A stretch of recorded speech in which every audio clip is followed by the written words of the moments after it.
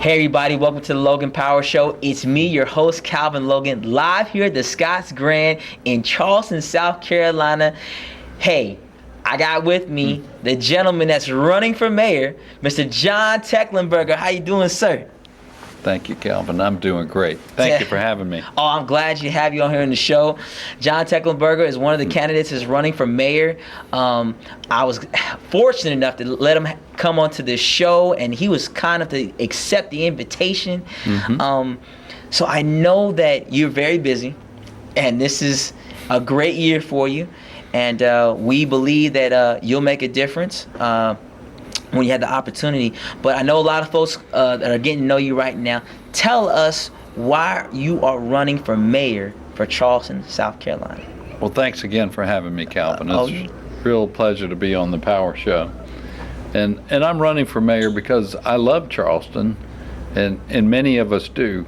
But I have this vision that Charleston's best days are yet to come. You know, we've become a #1 tourism destination in the world, but I want to be #1 livable city for us folks that live here, and so my goal and vision is for Charleston to be the most livable place in America for us residents that live in Charleston. And I'm looking forward to working with the citizens and you to make a difference, to keep improving Charleston, to make our community better.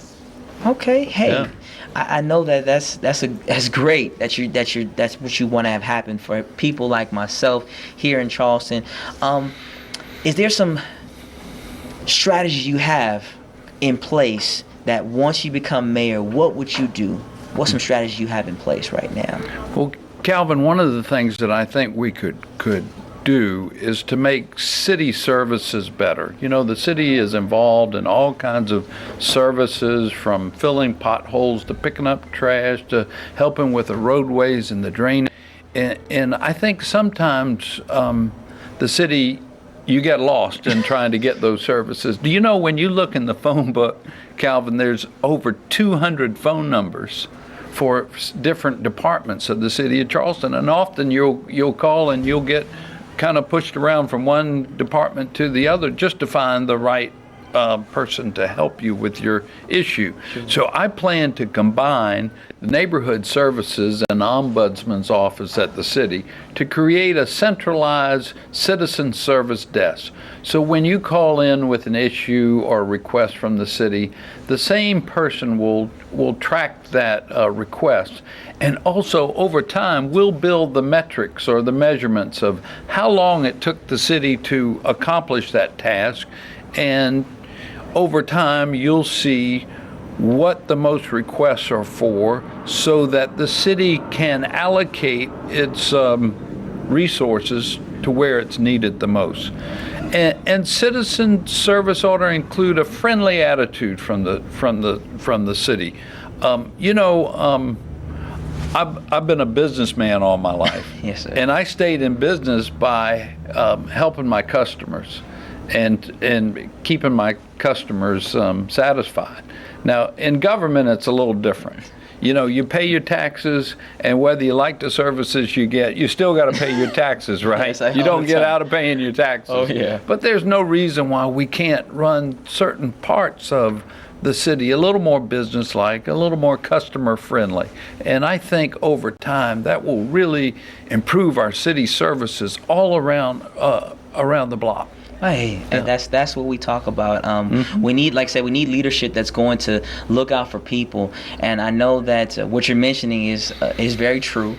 Now, I know that we here at Charleston, we want to up our education, and I know that's one of the biggest things, because I'm a big education buff myself, and I have kids.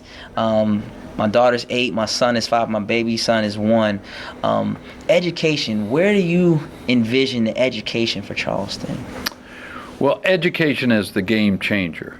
It's really the part of our community and resources that enables generational change, you know, particularly when it comes to jobs and folks being vital part of our community. And most people know that it's not the direct purview of city government to run our schools, right? We have the Charleston County School Board, and they're directly responsible. But there's so many things that the city has done and will continue to do under my leadership to help our schools and help engage our parents to be more involved and to get community volunteers in all of the schools. A good example is the city helped facilitate what is now known as the Meeting Street Academy, which is a great concept. And now the Charleston County School District has even picked up on that concept and applying it to a school in North Charleston as well. So I think it's critical for the city of Charleston to be just ingrainedly involved in our community schools, to help improve them, to help empower parents and empower our citizens to be volunteers in the school, because until that changes, that's the game changers that lifts all boats in our community is education. Yeah. Absolutely. You're very correct on education is a very big thing. Now I know that employment is very necessity, and I know that people are still looking for that right type of employment, keep the hiring going,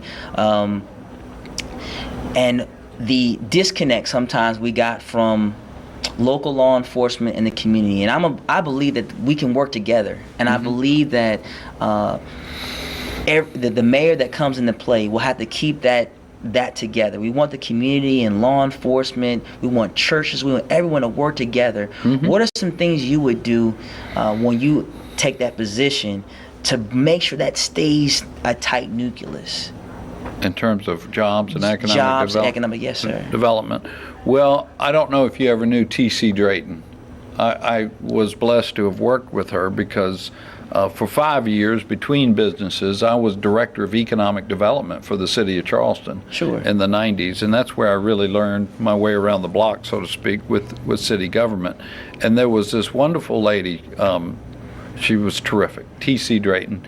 And she was a one-person powerhouse in connecting folks needing jobs and new businesses that were coming into Charleston. And I plan to start that department again, or that position again within the city of Charleston. And she particularly focused on some service sector jobs. Now, the city has done a pretty decent job of attracting high-tech businesses, software companies and the like to come to Charleston through what's known as the digital corridor. And we will continue that effort because what we want to see long term, we've grown the service sector jobs, the restaurant jobs and so forth. We need to continue to build jobs that pay more, that are higher quality, that add value to the economy.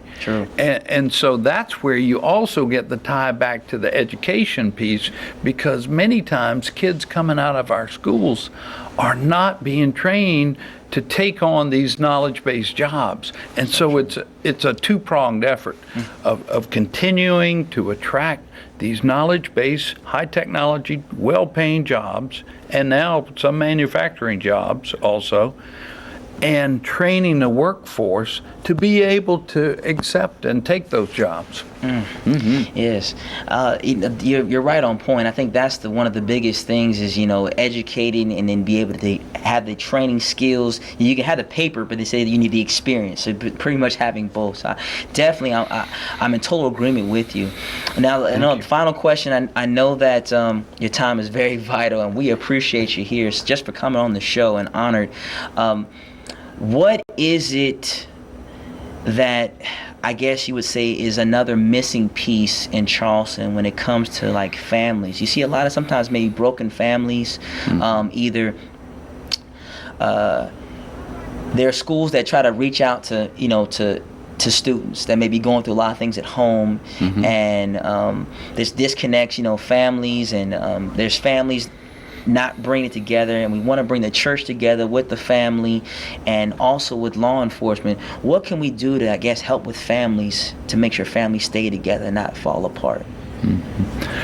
Well, there's many things you can do, and the city provides some resources through recreation for kids. Sure. I mean, my kids played basketball, and that was a terrific experience. Sports activities are great for youth.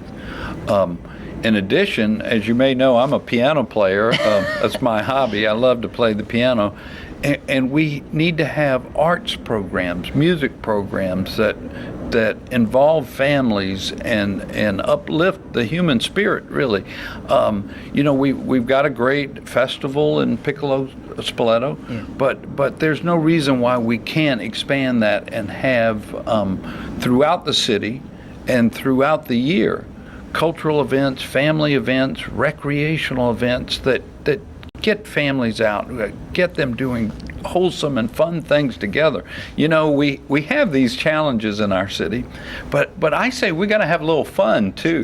I try to do that with my campaign, and I'll do that as mayor as well, because that's part of having a rich community and a livable community that I want to build in Charleston, or continue to build in Charleston.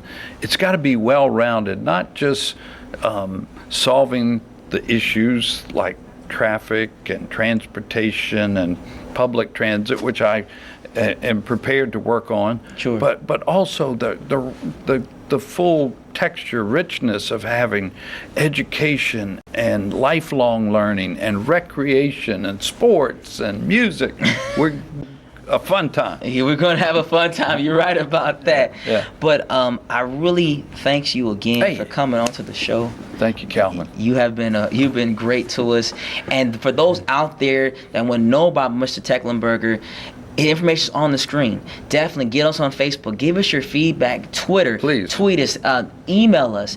Hey, get to know the person. Like I said, for me, we are pushing mayors, people that want to come onto this show, that want to show that they're serious about becoming mayor of Charleston. I have nothing negative about anyone else, but I know personally, John, just from talking to him and also fellowshipping with him, that he's a person that's after people and he wants to help people.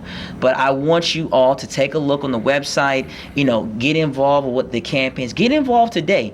Vote. That's the biggest thing. I'm telling you, this is a day that is going to be phenomenal here at the Logan Power Show. Hey, that's all the time I got. My name is Calvin Logan with the Logan Power Show. We appreciate you, and you have a blessed week. Thank you.